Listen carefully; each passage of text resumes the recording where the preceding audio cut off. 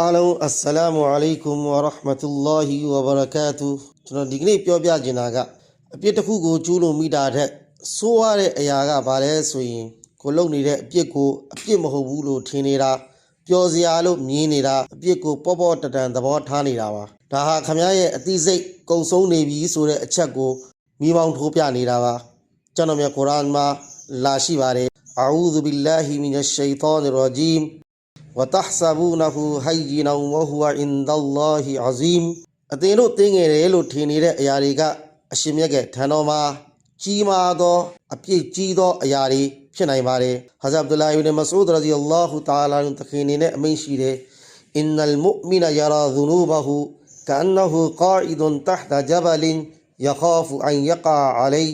وإن الفاجر يرى ذنوبه كذباب مر على أنفه فقال به هكذا လို့သဘောကတော့အီမန်ရှင်တယောက်ကအပြစ်တစ်ခုလုံးပြီးပြီဆိုရင်သူကတောင်အုပ်မှာထိုင်နေပြီးတော့တောင်ကြီးတစ်လုံးလုံးကသူ့ဘော်ကိုပြိုကျလာတော့မယ်အတိုင်းပဲသူကစိုးရိမ်တော့ကဖြစ်နေတတ်တယ်အကျင့်ပြတ်ခြားစားတဲ့သူကတော့အပြစ်တစ်ခုကိုလုံးပြီးပြီဆိုရင်နှာခေါင်းပေါ်ကနေရင်ကောင်ကိုမောင်းထုတ်လိုက်တယ်လို့မျိုးပေါ့ပေါ့လေးပဲသဘောထားတတ်တယ်အဲ့တော့အပြစ်တစ်ခုလုံးပြီးပြီဆိုရင်